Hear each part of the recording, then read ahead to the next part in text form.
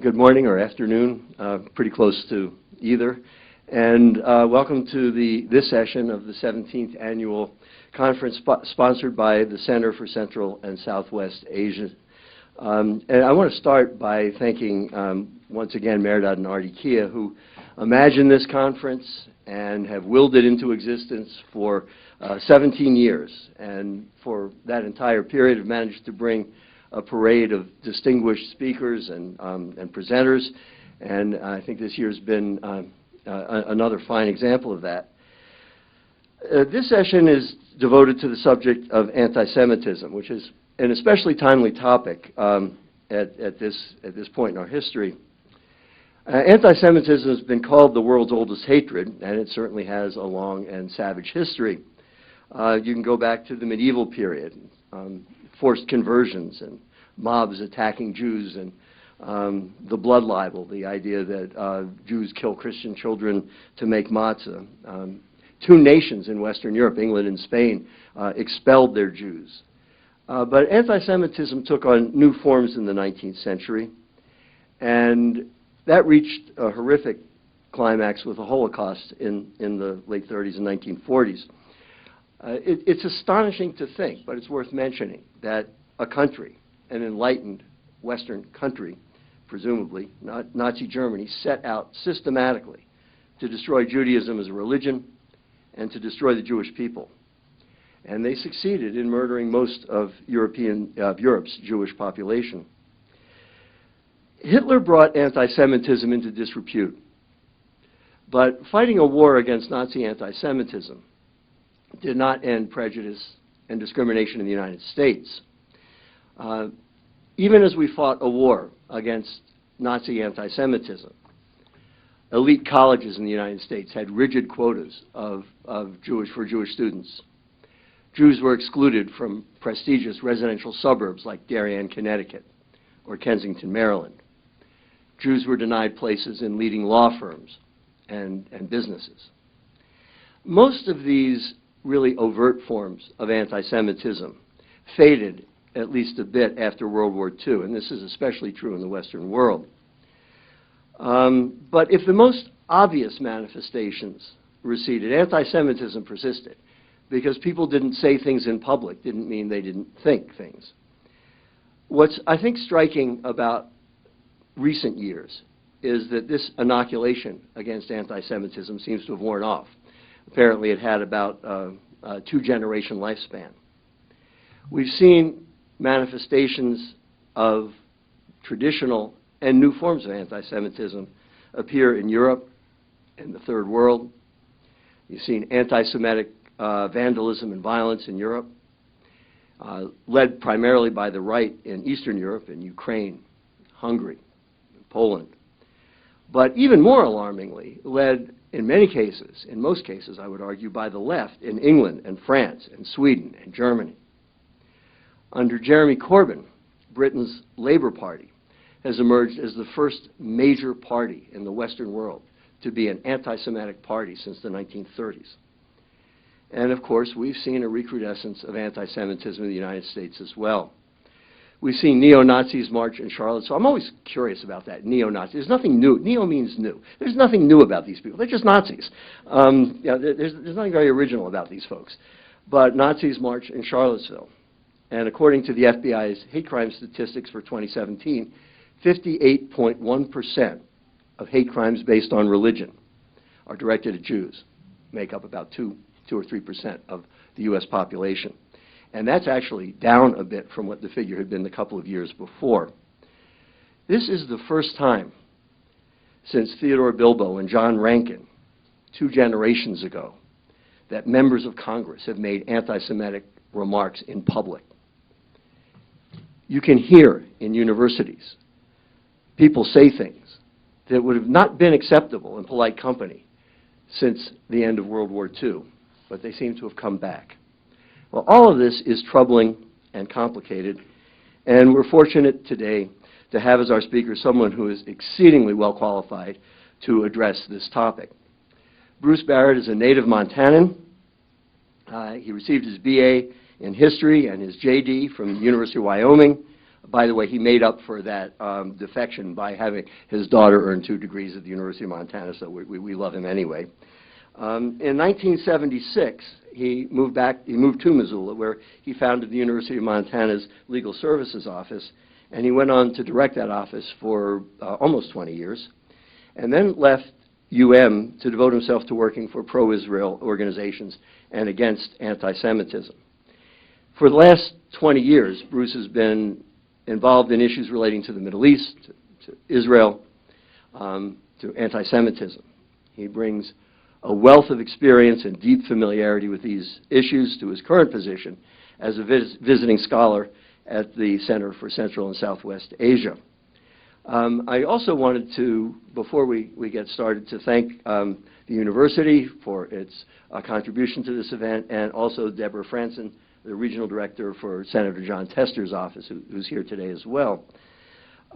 Bruce has taken on an ambitious topic for his talk today. It's anti-Semitism in Montana, the USA, Europe, the world, and beyond. Well, that pretty much covers the waterfront. But I think he'll give us a good, if sweeping, discussion of the topic. Please give a warm welcome to Bruce Barrett.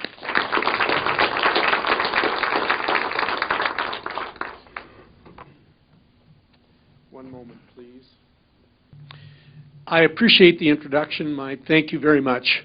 It's always enjoyable for me to stand here on the 3rd floor of the University Center, because imagine, I came here in 1976, and my office was actually in this building. So I've watched this building for decades and seen things come and go and ebb and flow, and it's always a very warm feeling for me to come in here. You know, it was a building I felt like I had part of putting up, and I was here so long and I knew everyone, and so I've been privileged to have that experience some of you can relate to, where I walk in and people say, "May I help you? What's your name?" Nobody knows after a while, but I really look back on it with fondness. I'm glad the speech is taking place. I know that sounds funny, but I had a very difficult time this morning, and awkward things happen always at the strangest time. This morning I woke up, my alarm clock went off, and I reached over to turn off the alarm clock, and I broke off the button that shuts off the alarm clock. Then I went up and went into the bathroom, and the handle of the bathroom came off in my hand. It's been loose, but it came right off. And then I went over to wash my hands, and the handle on the faucet was loose. I couldn't believe all these things that happened. And then I came here, and when I made my first left-hand turn, the whole blinker light on my car came loose and almost fell off. And so I was really worried I wouldn't make it today, but I'm here.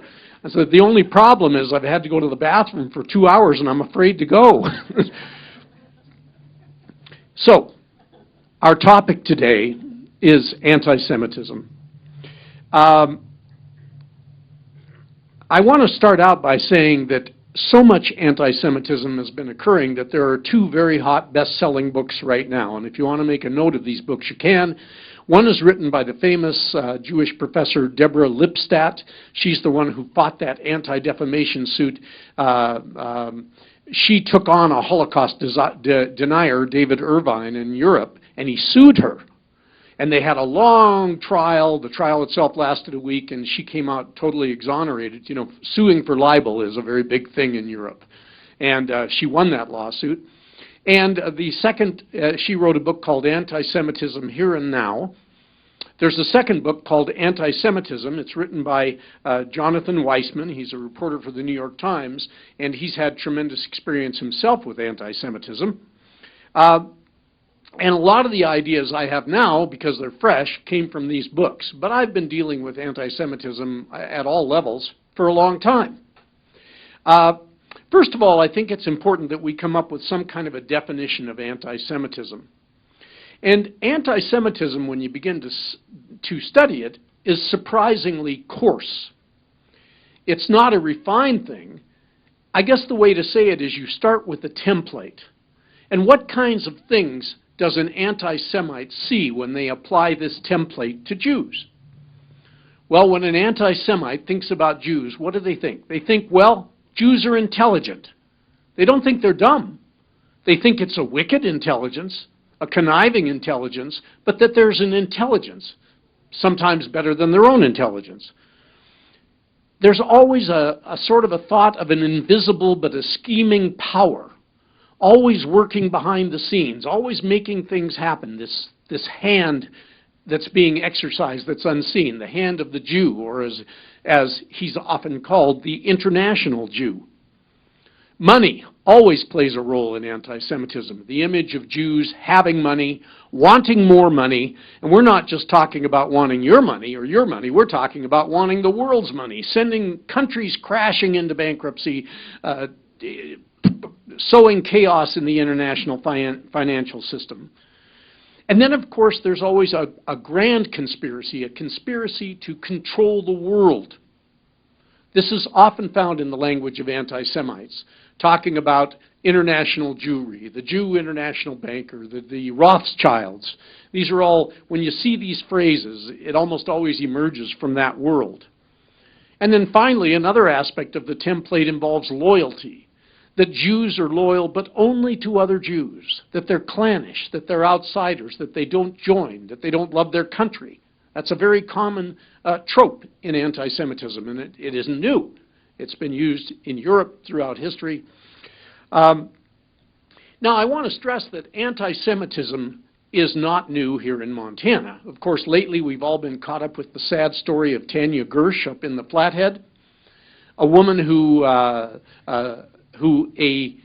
woman claimed some bad things about Tanya Gersh, and her son was Richard Spencer, the famed leader of the alt-right in America. And the next thing you know, Tanya was hit with a troll storm, as they call it, a never-ending series of threats, phone calls, emails, Twitters, all directed at her and basically persecuting her and harassing her to the point of almost insanity. It's amazing what something like this can do. By the way, I learned something very interesting. You know, Richard Spencer has some followers, but he doesn't have that many followers. It's not like he can control tens of thousands of people with the snap of a finger. Why were these people ever able to find Tanya Gersh? Why are they able to find other victims that have undergone this? This is a small thing, but I just want to tell you something interesting, and it has to do with the 3 parentheses. When you Twitter or put something on Google, people can find it, but you have to know where to find it, and it has to be high in the search tree. But what a neo-Nazi does, who wants to call a troll storm down on someone, is they put 3 parentheses, open parentheses before the name. Let's say it's Bruce Barrett, 3 parentheses, and then 3 parentheses afterwards. And then they post their Twitter or their tweet or their information. Now, what's interesting is there's a little piece of software, seemingly innocent piece of software. The software is called a coincidence indicator.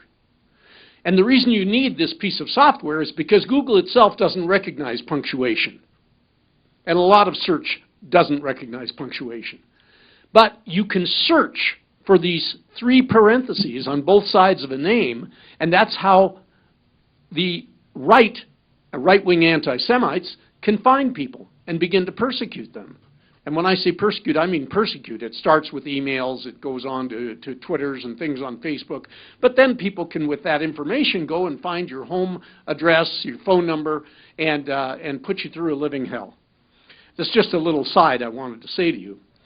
But I think it's important that we understand that right here in Montana, anti-Semitism is not a new thing. The day I walked on campus in 1976, there was already anti-Semitism in Missoula.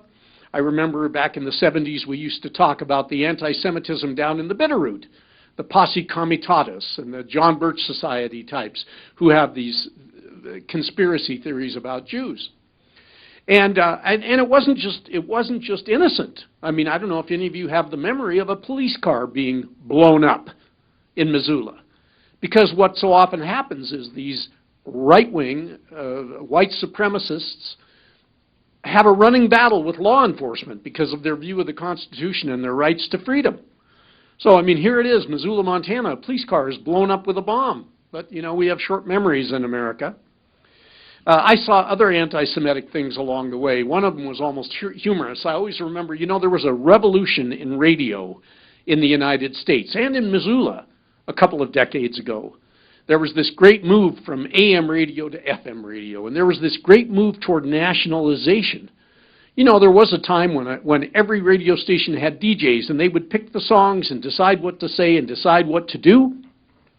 Well, that changed gradually. Pretty soon, national companies owned the radio stations, and in would come an entire program, commercials and all the poor DJ did was push a button.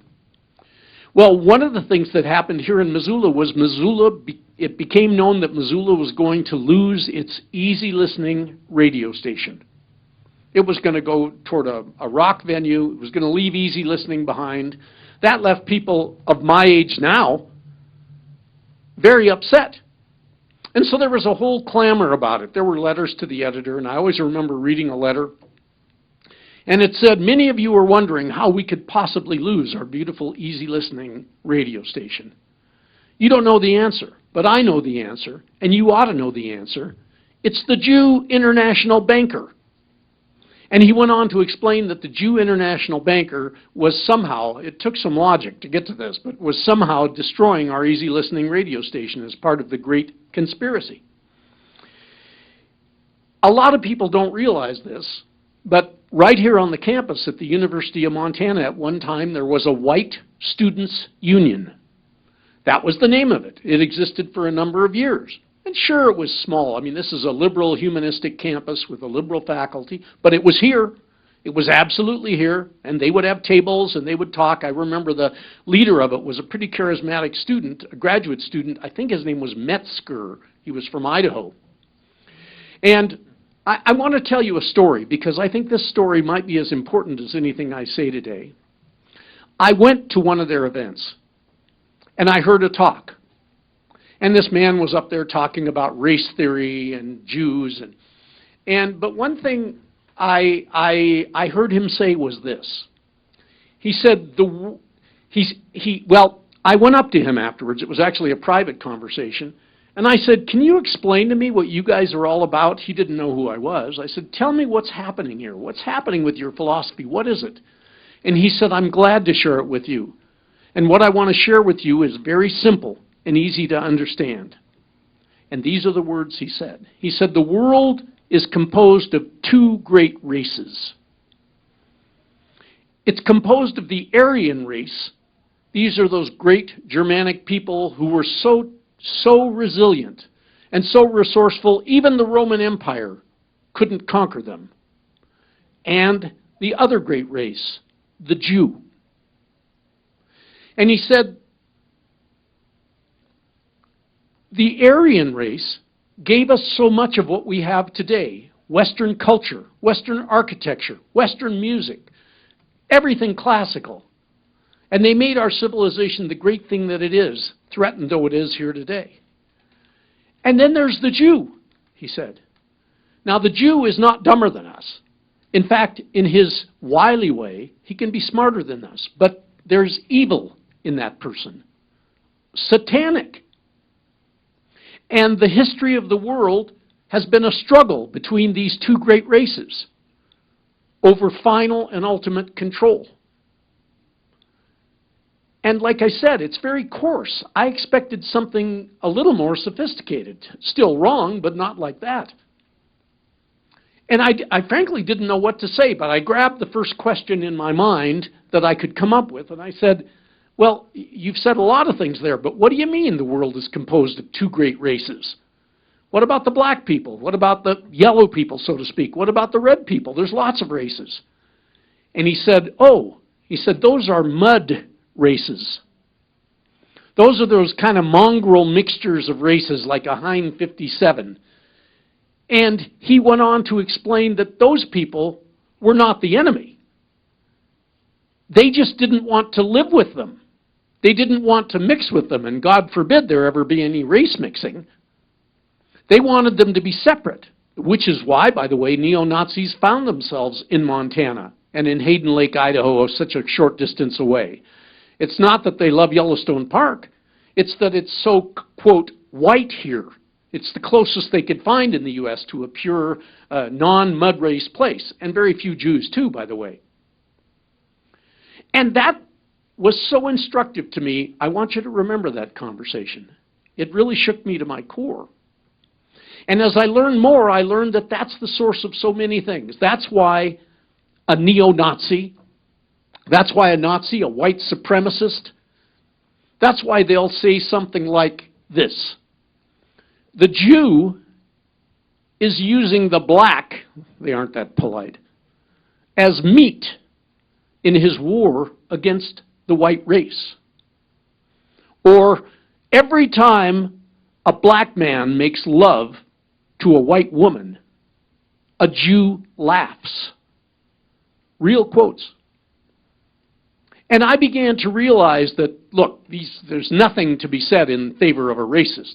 They're racist to the core. But in one way, their real enemy is the Jew. Their real enemy is the Jew because of the eternal struggle.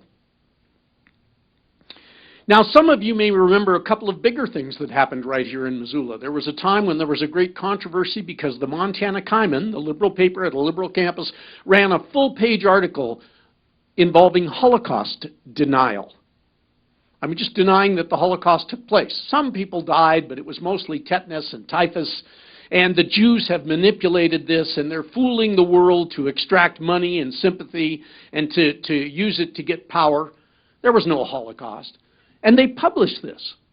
And it was such a frustrating experience for me because, of course, the first thing the newspaper said when they were talked to was free speech.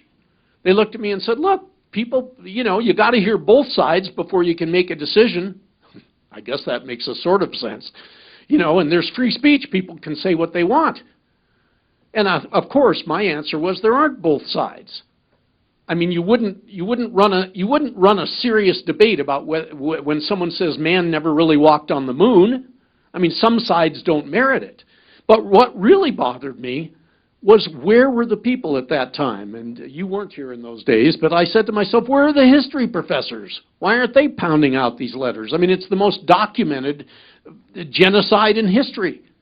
Where are the American soldiers? There's American soldiers right here in this town who liberated some of the camps, right here. But we fought that battle.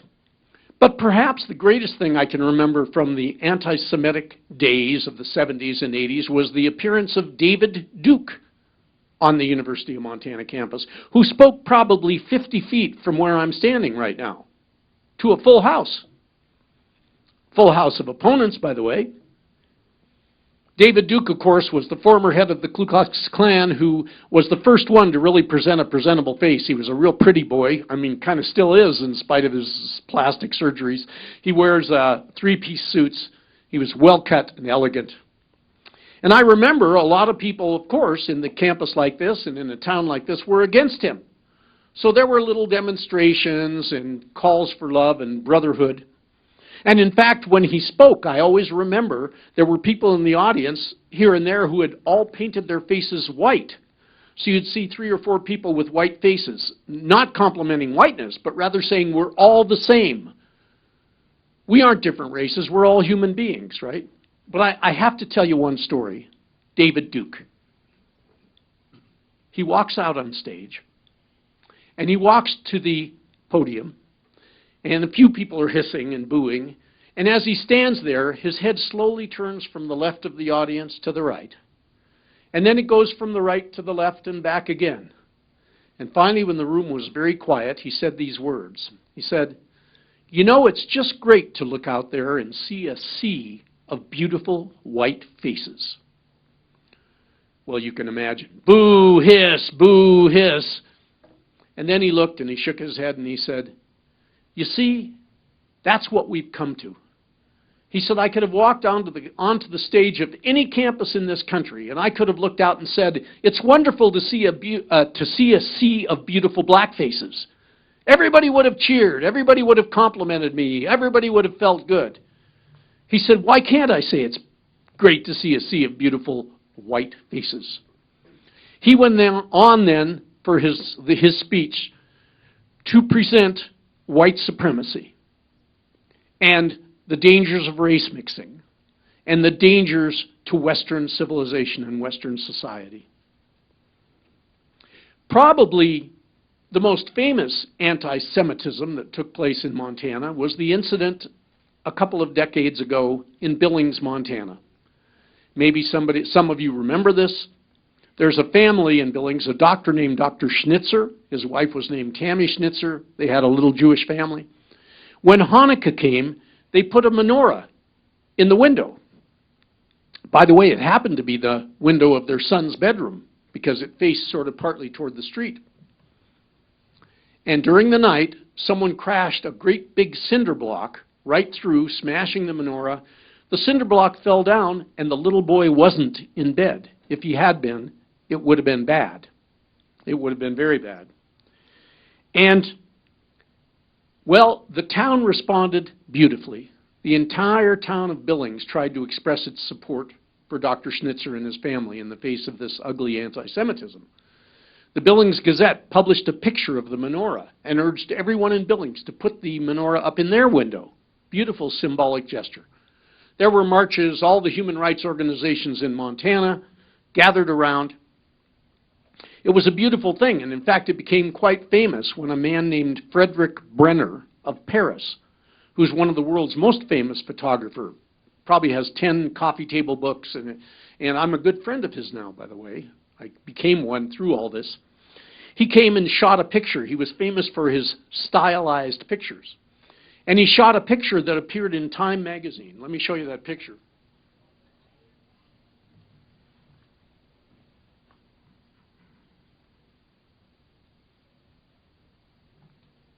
This picture covered 2 full pages, Life magazine. 2 full pages. And what you see there, of course, is you see symbolically the entire city of Billings, people of every occupation and every type, holding up their own menorahs, which were illuminated. This guy was incredible, this photographer. It was like watching the creation of a movie. And it's shot through a broken window. Very beautiful symbolic piece. I played a role in getting this happening, and it was really neat. And in fact, if you look on the very far right in the very front, you see a guy holding a camera. That's me, because I've always been kind of an amateur filmmaker. But that's probably the most famous thing. It was famous enough that they made a Hollywood movie about it. It's called Not in Our Town, and you can still see that movie. I mean, it wasn't a super hit, but it was a real Hollywood movie made by a major production company. Had some big stars in it. And it's a beautiful story. One final thing that I would mention to you is that I did appear in front of some federal hearings. The anti-Semitism in those days was bad enough, especially when the alt-right, if you want to call them that, or the neo-Nazis or the white supremacists began moving from Idaho to Montana. They lost their headquarters there in a big lawsuit, and they moved to Montana.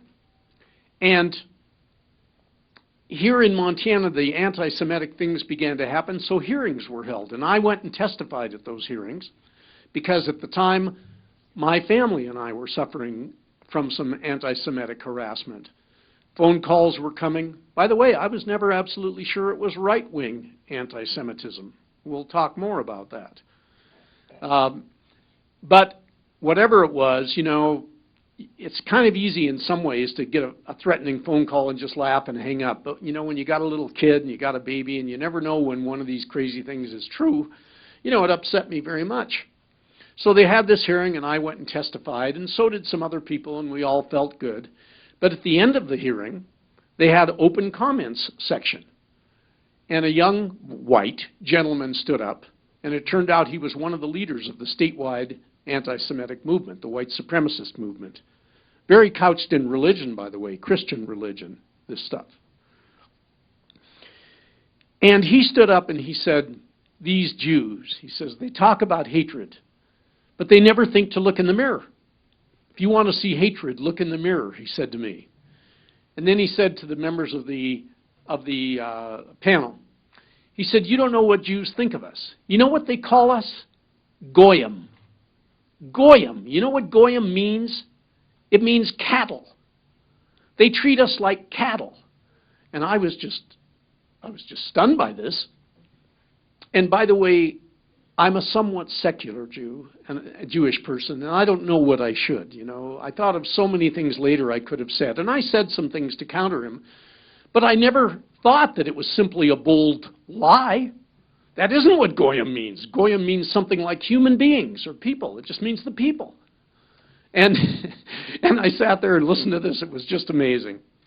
So today the problems continue, and that's why you saw a slideshow a few minutes ago showing these posters that have been appearing in Missoula, not a year ago, not 10 years ago, now. Now, this is new stuff. If you read the papers, it's happening as we speak. There could be another series of these tomorrow. And there was anti-Semitic graffiti in a couple of places downtown. They're placed strategically, whether it's on the campus or near one of the synagogues or whatever. And it's happening today. There are people alive and well who believe this stuff, and they're right here. But there's also anti-Semitism on the national scene. It isn't like it's a uniquely Montana phenomenon. In fact, my experience historically has been that when you meet these people here, they aren't from Montana. It's not a very native Montana thing. Not that we should feel that good about ourselves, but it isn't. I mean, you know, Jews came to Montana with the pioneers. They were big in Butte. They've always been Jews or Jewish people in our history. But a lot of times these people are from Chicago. They aren't always Southerners, by the way. They might be from New York. They might be from South Carolina. They're just trying to escape the polluted, racially polluted world that they live in. So it's happening nationally, too. I mean, all of us know about the horrible situation of the Pittsburgh Tree of Life Synagogue, that massacre that took place. Once again, I always feel like I should be giving a history lecture about the 1930s in Germany, but I'm not. I'm giving it about the 2018 in the USA. Those kind of things happen. I'll show you one if I can. You know, I don't do this often, run my own. Okay.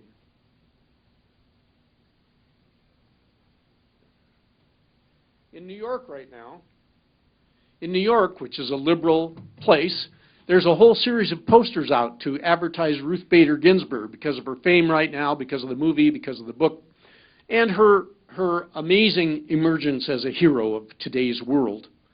This is happening all over, and there's a battle going on. You put up a new one to oppose them, it gets desecrated. You put up a new one, it gets graffiti on it. That's happening right now today. And this leads me to a part of the conversation that I think is very important. And it sort of ties into what I've said until now. What is the difference between anti-Semitism and racism?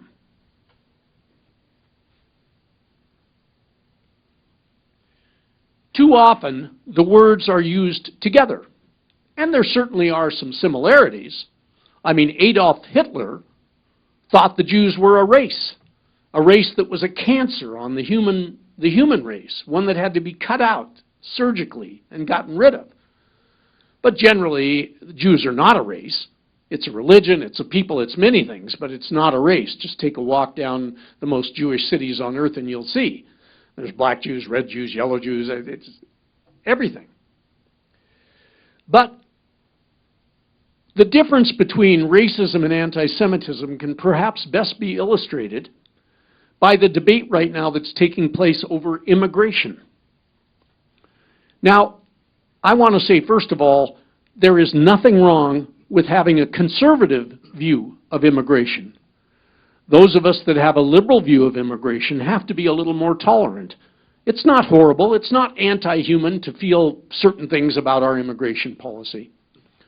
But there are people in America who view the immigrants as a mass horde, a group of invaders, a group of people who are coming to pollute, to overcome, to replace what took so long to build here and what's so beautiful. But when these people look, classic conspiracy psychology kicks into place. You want somebody to blame. What kind of intelligence is behind this rash of people coming and invading through our border? You saw some of them in the posters that I posted either. Well, it's the Jew. What a perfect way for the Jews to attack this larger society around them, to master this horde. So I'm going to show you a cut from the famous demonstrations at Charlottesville that took place so recently. Once again, I smile because this is happening now. And this will make so much more sense. Racism versus anti-Semitism. Let's see if I can play it.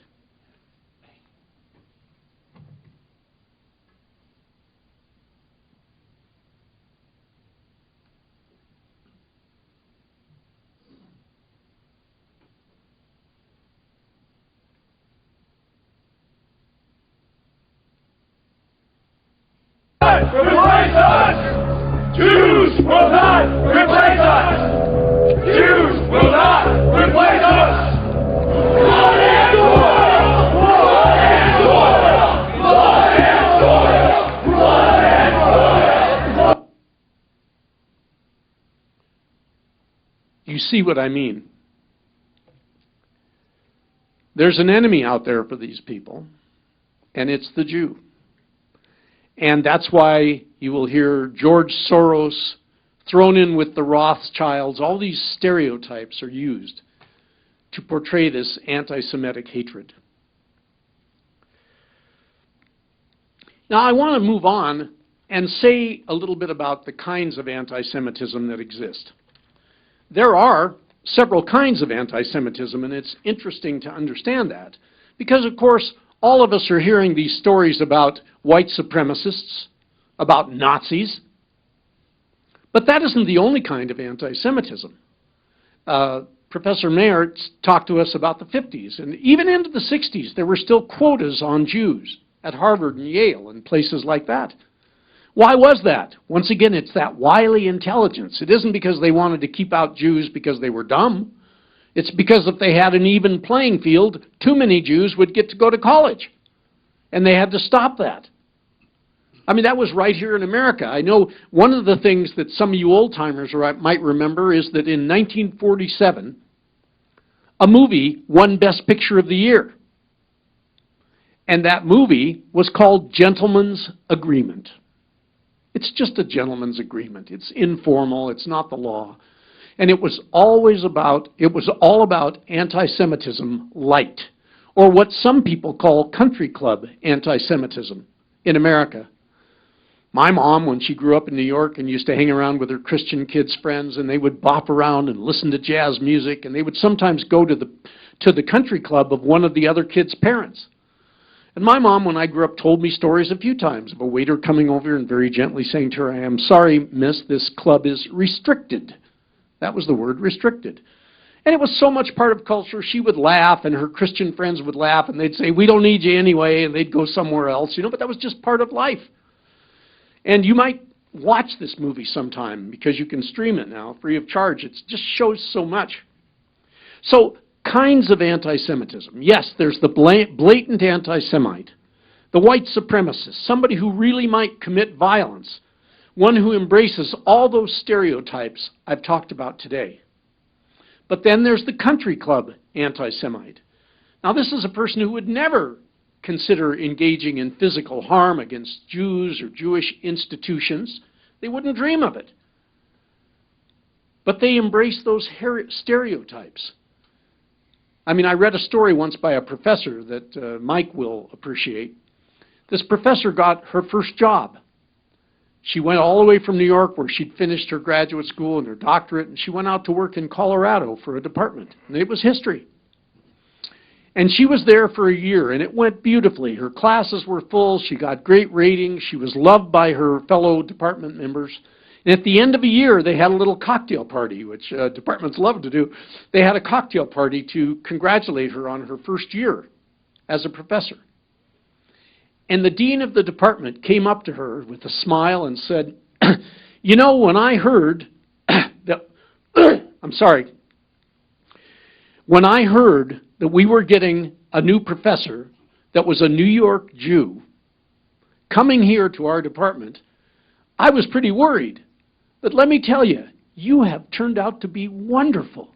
You're wonderful. Everybody loves you. And he embraced her and hugged her, and she, just like me at that hearing, she didn't know how to react. How do you react? But that's country club anti-Semitism.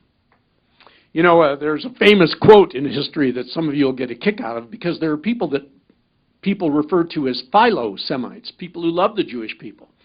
But one guy said in his book, he said, a philo-Semite is just an anti-Semite who likes Jews. And I always thought that was a great quote.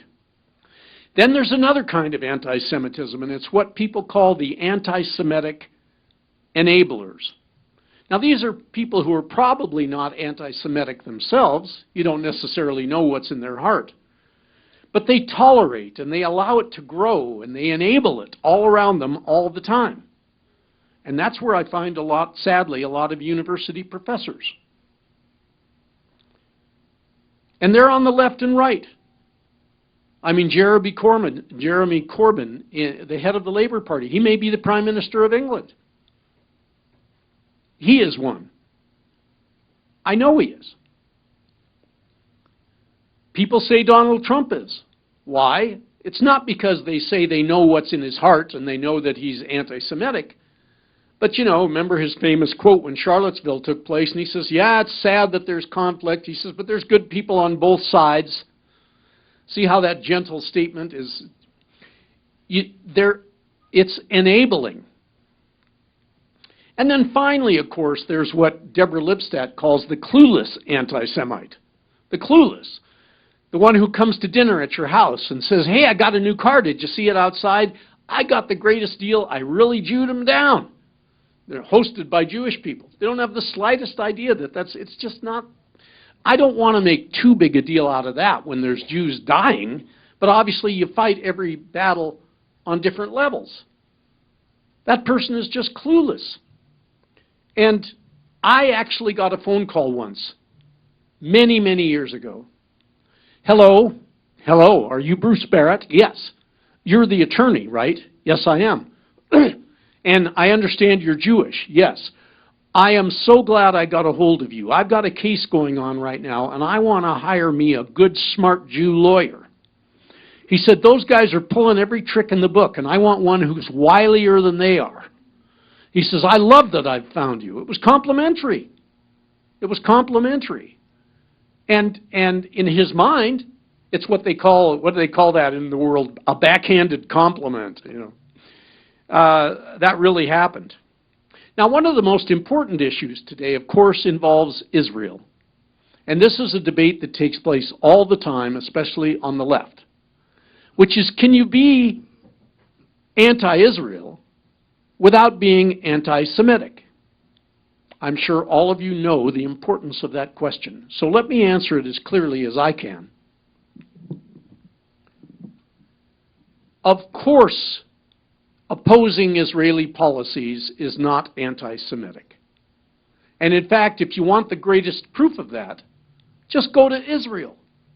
I've been lucky to see many things in my life, but one of them I've done is sat on the floor or in the observer's tower of the Knesset and watched them debate.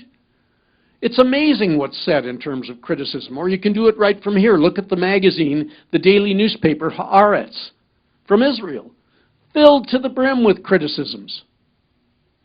So what is it that is going on? Well, what I say is one of the things you've got to have to watch out for is, do you elevate criticism of Israel above everything else in the world? You ignore many much worse things.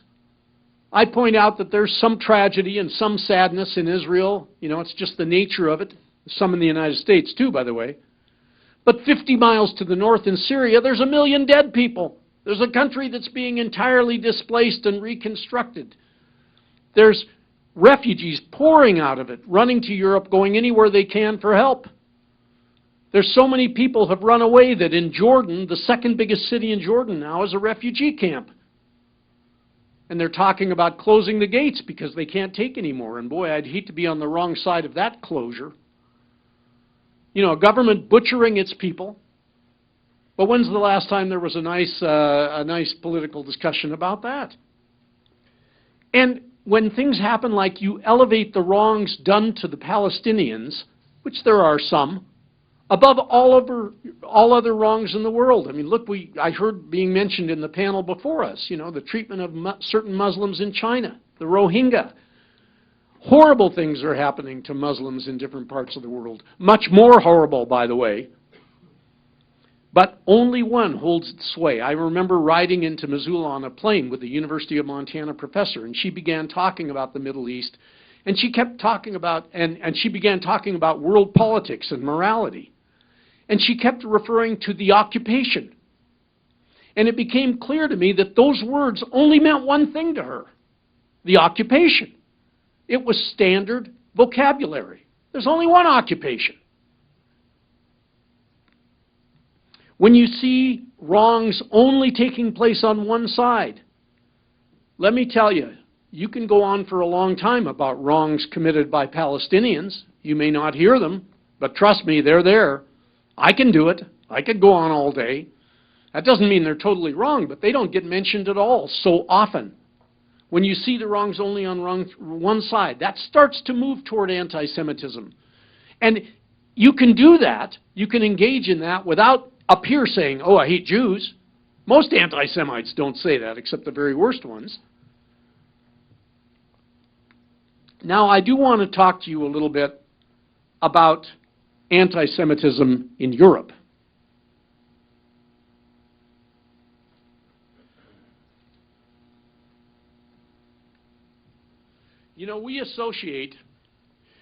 We associate anti-Semitism in Europe with the Nazi era, and rightly so.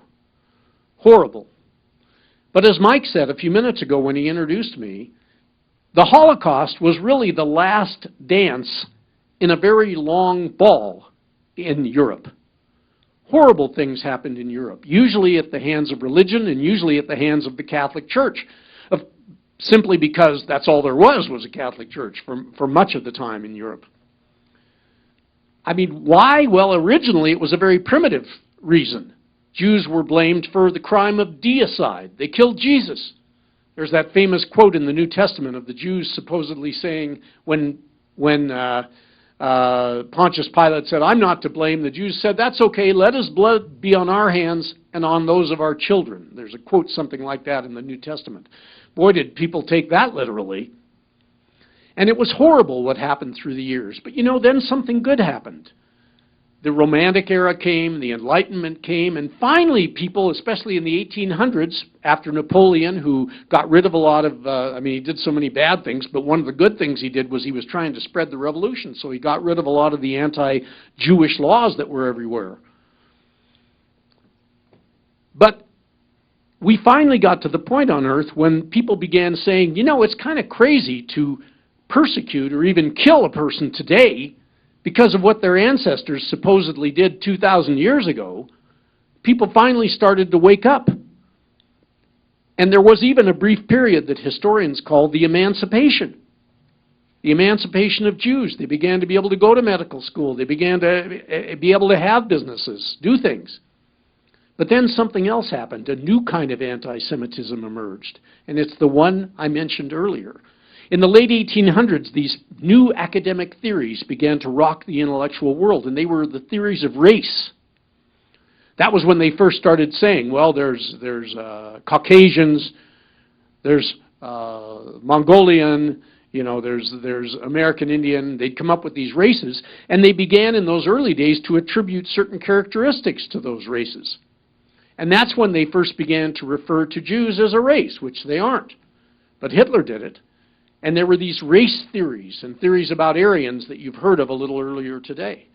And it turned into even a more vicious kind of it. Because as bad as the Christian anti-Semitism was, most of the time, I say that cautiously, most of the time they didn't kill the Jews. They might make them crawl on their bellies and wash the cathedral steps and pay fines and sometimes die.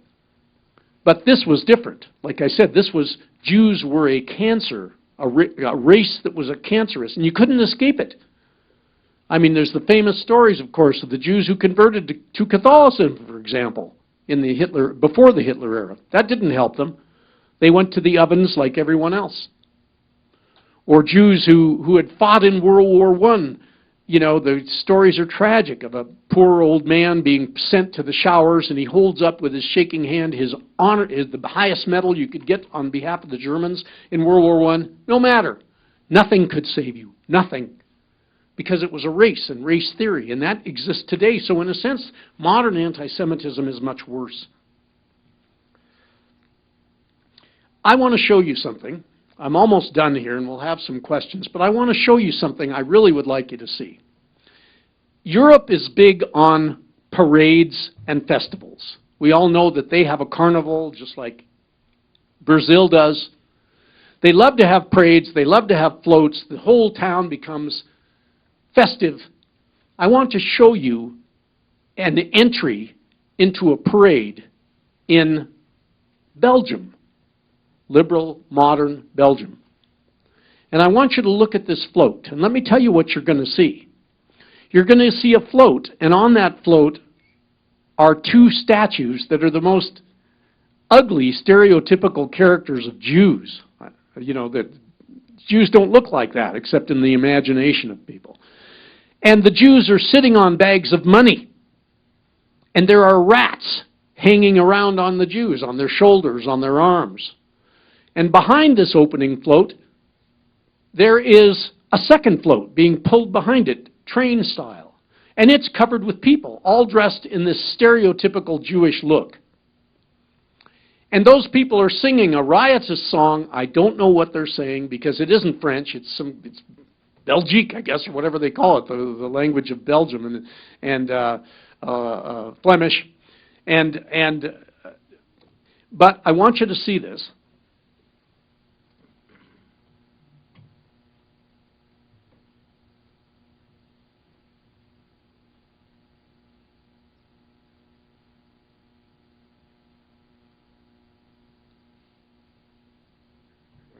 We got our tech guy here. We will get it. The mouse is frozen, but this is too important not to show you. Good.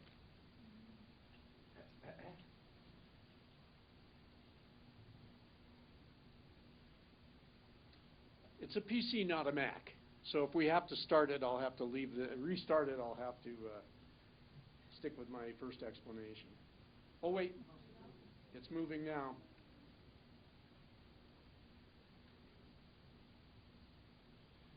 This is from the Aalst, A-A-L-S-T, Carnival.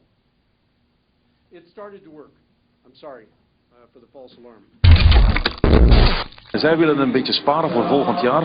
Daarom hebben ze een sabbatjaar genomen. Dat gaan ze zo tonen, dat sabbatjaar. Tijdens de stoet kan iedereen kijken naar de kluisjes.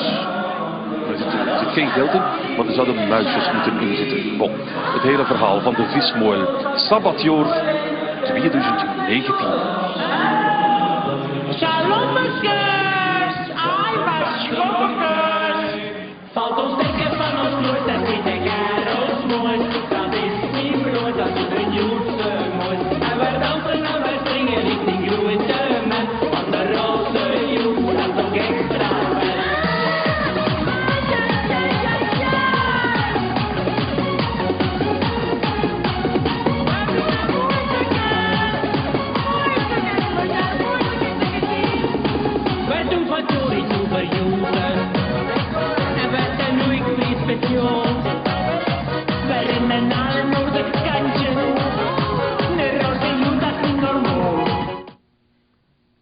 Now, many people tried to protest.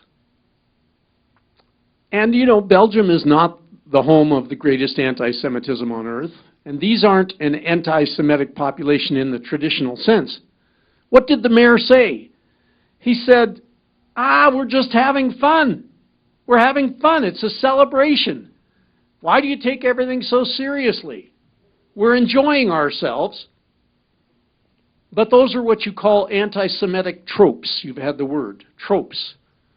And I have to say, the United States, with all its problems and with its supposedly less of an intellect, is far ahead of what's going on in Europe. And part of that has to do with European history, where anti-Semitism was just part of the culture and part of the civilization. Part of it has to do with the Muslim population. It's not too sensitive to say there's a certain amount of anti-Semitism that runs through the Muslim population, and there are lots more Muslims in Europe. Millions. And they bring an element of anti-Semitism to it. So there's liberal anti-Semitism, there's Muslim anti-Semitism, there's certainly the right-wing anti-Semitism. Those right-wing parties are on the rise. They're winning in some places. They're strong in Germany now.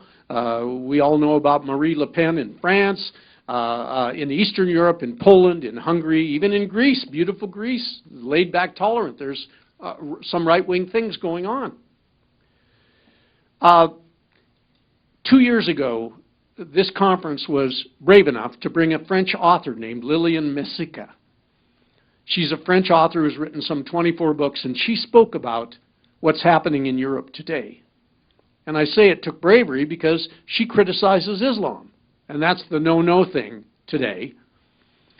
But she said something about anti-Semitism in Europe that I thought was very interesting. She said, anti-Semitism is the only thing that could bring a neo-Nazi, a far-left Marxist college professor, and a radical Muslim immigrant from Africa into the same room to share a drink and agree.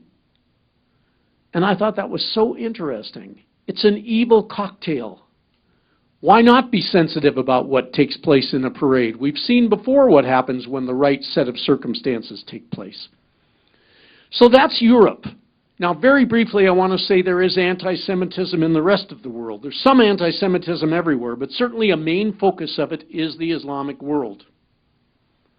It's ironic, by the way, because for so much of history, Jews found solace, comfort, and safety in the Muslim world. When they couldn't find a place in Europe where they might not be killed, they could flee to the Muslim world. And there were some limitations and some second-class attributes, but they weren't. They weren't tortured. They weren't killed. And some places, like Iran, which was then Persia, they are champions of the Jewish people. They play such a role. It's one of the 2 or 3 most important things in Jewish history. It comes at the freedom given them by Persia.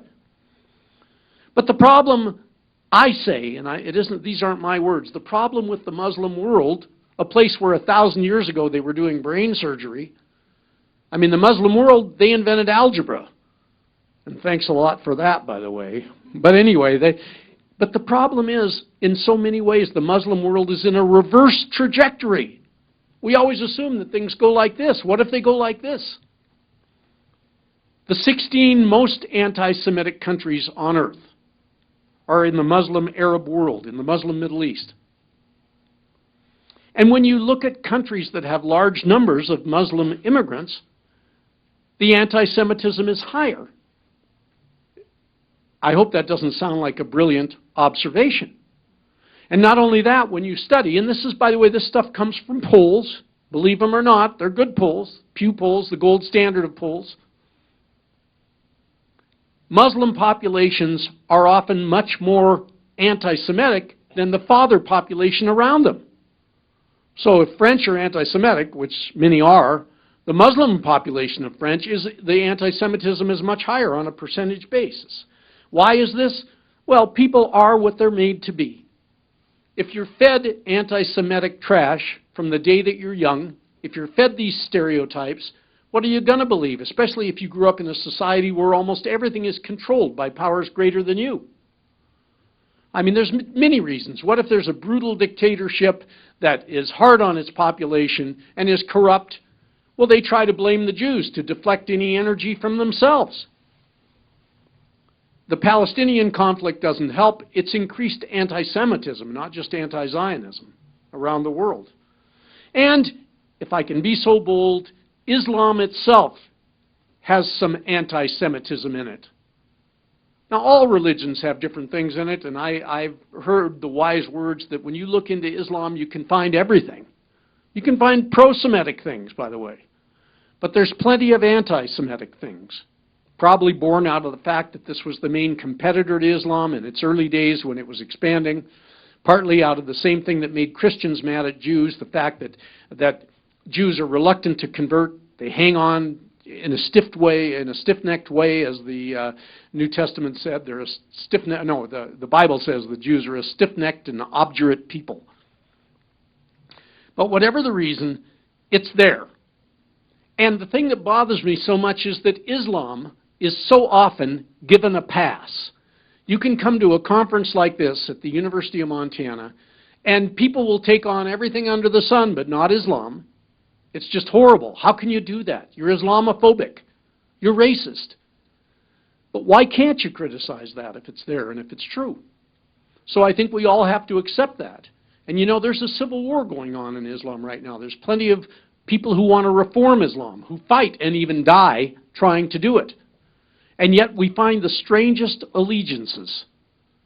The feminist movement is a good example in America. The feminist movement and their apologetics for some of the anti-women things that take place in Islam. You can come up with a construct that makes, oh no, they want to do that. It's just a different culture. You know, they want, you know, don't ask me about female genital mutilation or marrying little girls when they're 12 or 9 or 6. I mean, if the Prophet did it, why not? And one of the other problems is that we have media today. So I'm going to show you one more clip. It's the last one. And I want to tell you it's a little bit graphic, so turn your head if you want. But in the year 2007, the whole Muslim world was abuzz about a new television series, just the way maybe America was when everybody knew there was a new series called Roots. Everybody was talking about it, and it was a televised version of the Elders of Zion. It was made by a major Egyptian PR company, a major Egyptian production company, and it was to be streamed all over the world, and people waited for it and saw previews, and it was full of the most vile, horrible, anti-Semitic stereotypes. Everything from, just you name it, including ritual killings. Ritual killings. The Jews would kidnap and kill a little Christian kid and use the blood to make matzah for their Passover. I'm going to show you this very short, but notice everything from the stereotypical look to what happens.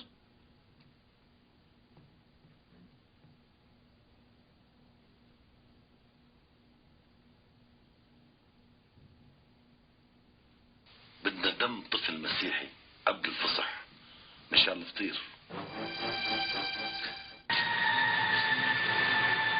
نادر رجالي لا تخاف حبيبي لا تخاف.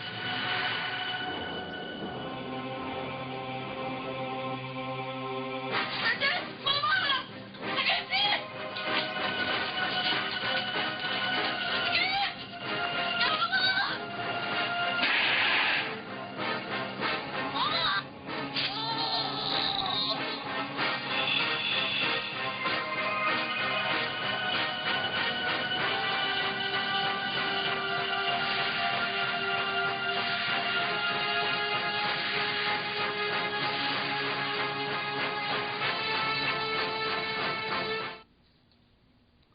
That scene, and many like it, were streamed all over the Muslim world, including streamed into the homes of Muslims all over Europe, Muslims who have immigrated. They watch Arabic TV.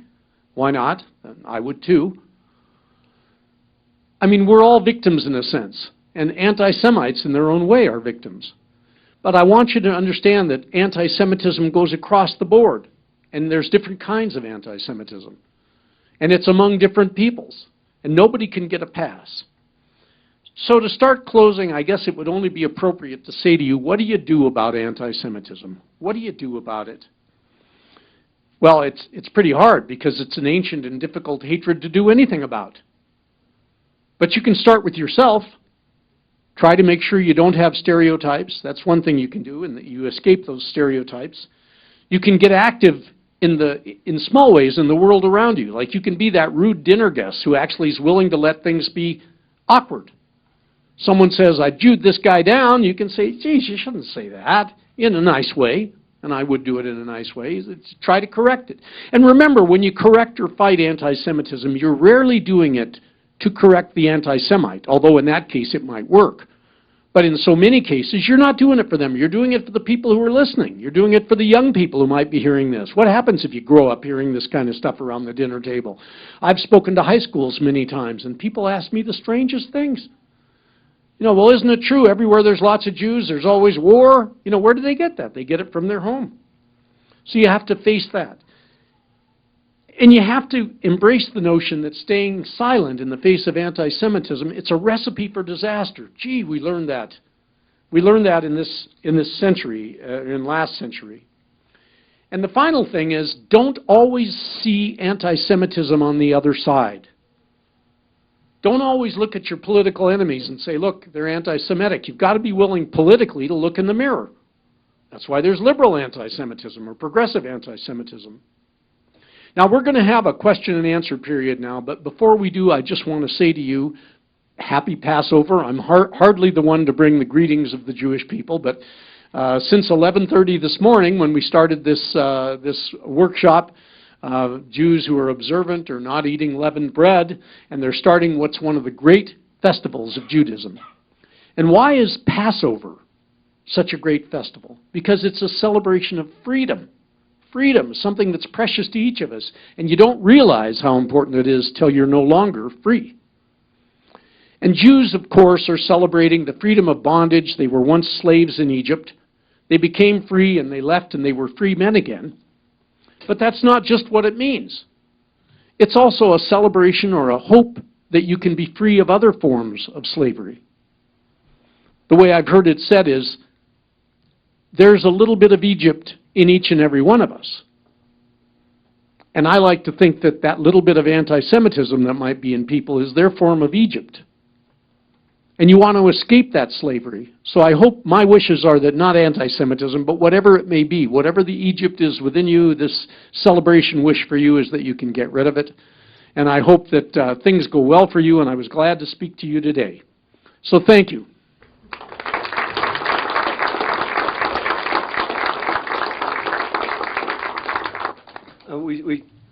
We still have time for some questions. There's a microphone back there. Meredith has a microphone. If you want to ask a question, please get to one of the microphones, and please identify yourself. Or raise your hand. Yeah, just raise your hand, Meredith. I'll bring it to you. How's that for service?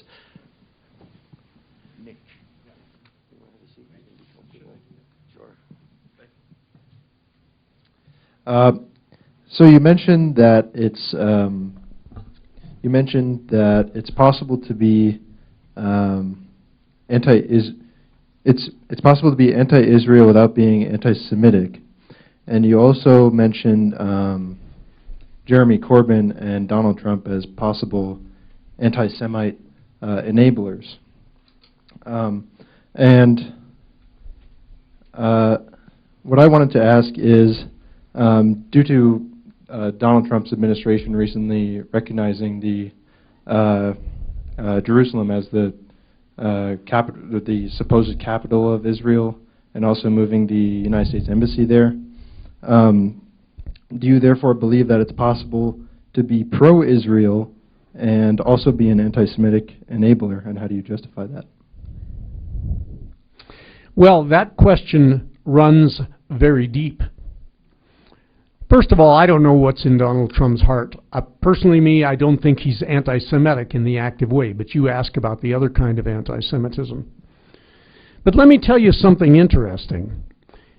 If you looked carefully at the posters that are being posted around Missoula, maybe you noticed something unusual about them.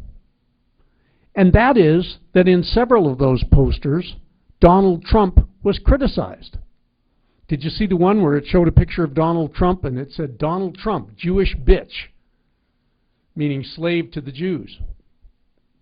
What's going on here? Because at least some people would try to say that the only people who would love Donald Trump would be white supremacists, and that he is one for that matter. Well, Donald Trump is committing the greatest crime you can in the eyes of those people. 2 words: Jew lover. Jew lover. He has a daughter who converted to Judaism. He has a son-in-law who he cares about, whether we do or not. He's Jewish. They have Jewish grandkids. He's been honored by Jewish organizations many times. and I'm going to get to your question, but it takes a second. So he's committing the one crime you can't commit. Now, is it possible, we used to always say, everybody who's anti-Israel is not anti-Semitic, but everybody who's anti-Semitic is anti-Israel. We used to say that. It's a little different now because a few people, like Richard Spencer, have even mouthed a few words complimenting Israel. Not Jews, but Israel. Why? He says, well, they're an ethno-state. They're an ethno-state. They're doing what we should do. After all, they're keeping everybody else out. They're making themselves pure. That's something to look up to. But I don't buy it, by the way. A few people say that, number one. Number two, it's wrong. Israel is not an ethno-state because an ethno-state is permanent. And what I mean by that is it is true that Israel is a safe harbor and that Jews can go there and become citizens, but it's also true that anyone in this room could become Jewish and they could immigrate to Israel. And if you think it's racial, all you have to do is walk up and down the streets of Israel, where 52% of the Jews are people from the Middle East. People, if you want to say it that way, are of color. So anything is possible. But I do want you to know, and we're not going to turn this into a debate about the Middle East, that there are plenty of people who don't believe that changing the embassy or recognizing some of the other things that they've done is wrong. Plenty of people. There's a whole argument about it. You could take a whole year's class and debate that on the Golan Heights and the Embassy of Israel. But that's my answer to your question. It's just a complex world. When Nazis bash Trump, when Trump maybe compliments Nazis, when liberals are opposed to Israel, but they also show signs of anti-Judaism or anti-Zionism or anti-Semitism. It's just a complex world. Anyone else? Put up a hand, walk to the mic. If there, yeah, there's a. Well, thank you very much for your presentation. I think for myself in particular, the great lesson of World War II would have had to been how the anti-Semitic theme of Adolf Hitler and the Nazi regime, how that was a precursor to what they eventually embarked upon, and that was the conquest of the world. So I guess I have more of a comment that might be elicit a question or an answer. I'm mostly concerned about when you see this kind of fervor start to boil up to the surface, whether it's anti-Semite or racial, or being racist in a variety of ways. That seems to me almost as a signal that something horrendous is on the horizon, so to speak, and that nationhoods can make some drastically terrible decisions in terms of the political actions that they take. And that it's almost a signal of something in the future, a dark cloud hanging over the horizon.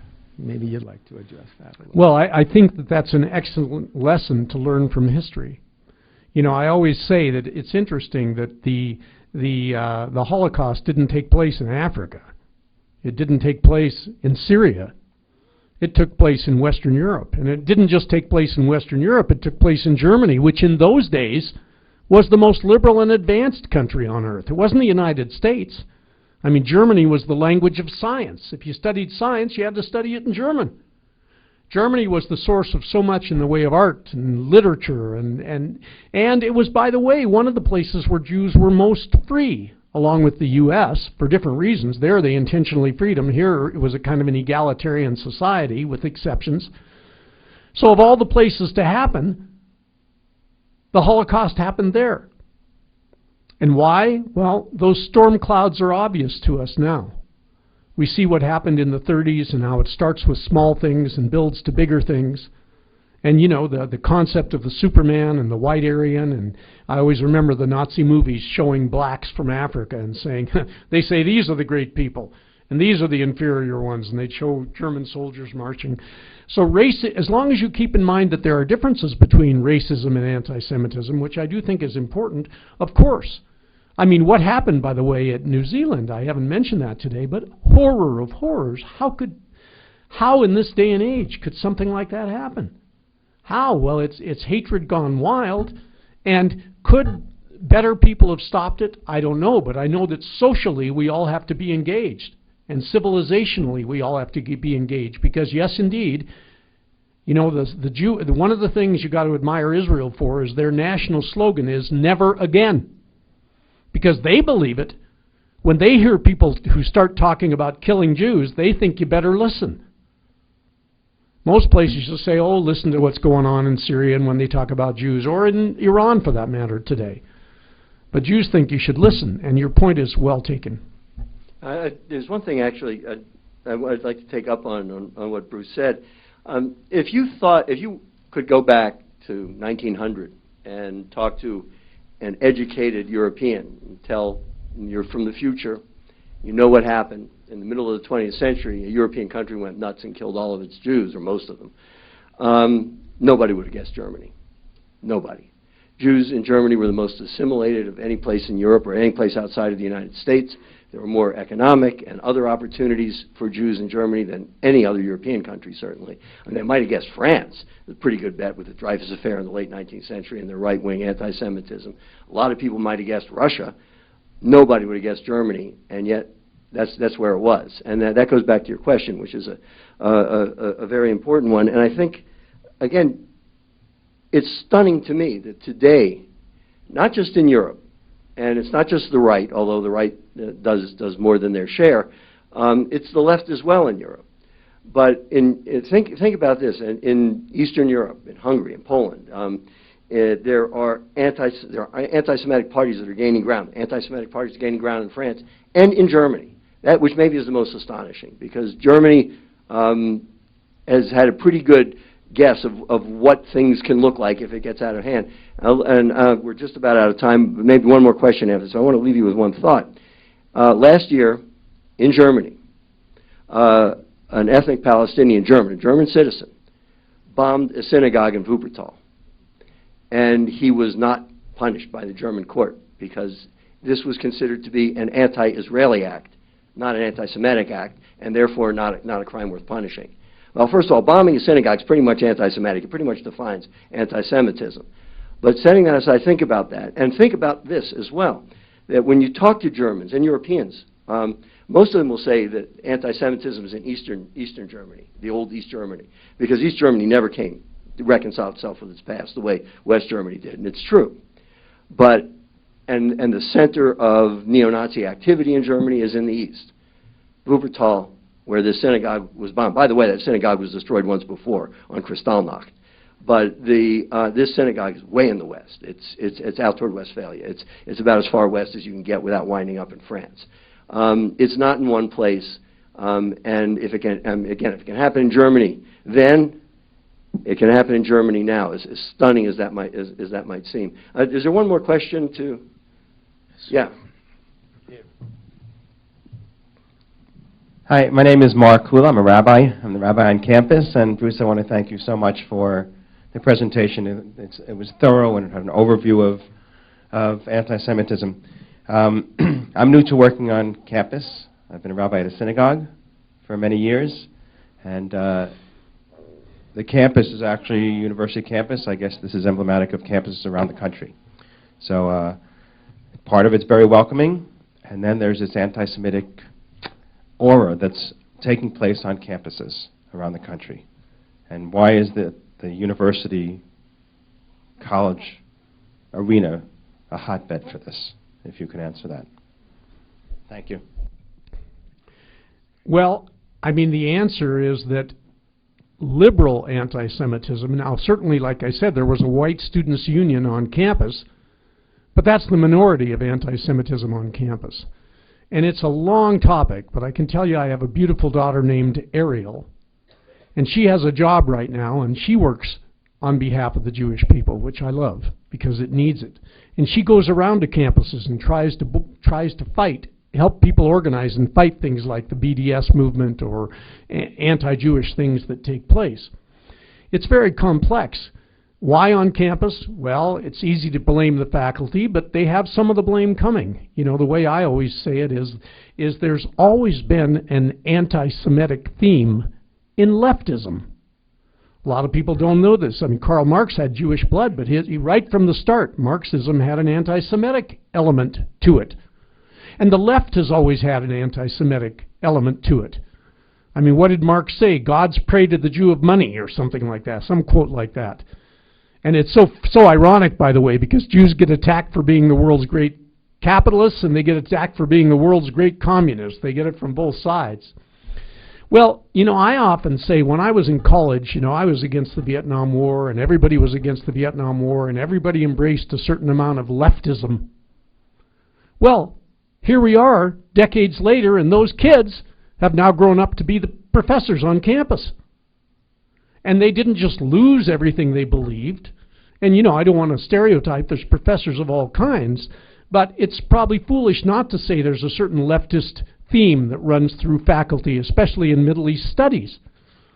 And there's been books and books written about it, about how hard it is, for example, for a pro-Israel person to get a position in a history department now. Things like that. So I think that that's part of it. And I think the anti-capitalism is part of it. I think that when you look at a Jew, a Jewish person, I say Jew too lightly, the word sounds harsh to the ear, you don't see the typical victim that universities love to see. After all, a Jewish person is white, a Jewish person is privileged. Surely you can't be persecuted or downtrodden if you're white and privileged. That's just not the way things work today with campuses. And then there's the final thing of, I remember when I was young in college, and then we've got to stop here, but we studied the words of Herbert Marcuse, the Jewish French revolutionary. And he was the one who started all this stuff of shutting down Jews on campus, not letting them speak, because Jews are associated with an anti-liberal movement. And right now, as you know, free speech is under attack on campuses all over America. And God help you if you're the Jewish ambassador and you try to speak at Irvine and you're shouted down 30 times and they finally have to cancel it for reasons of security. Where does that come from? Well, Herbert Marcuse said, you should not have to tolerate the intolerable. And people embrace that. And so what's ironic is the left, and I know I'm rambling a bit, but the left, which was the home of the free speech movement and the defenders of free speech, have now done a full reversal. And it's these conservatives who are saying, let me speak. So those are some of the thoughts I have. It's not exhaustive, but those are some observations. By the way, Rabbi Kula, I didn't see you. Rabbi Kula works with one of the most famous organizations in the U.S. It's called Hillel, and they work on campuses around the country. So he has his finger on the pulse of education and young people, and thank you for the work you do. And thank you all for coming. Enjoy the rest of the conference. It's coming to an end, and we're done. That's all, folks. Thank you very much.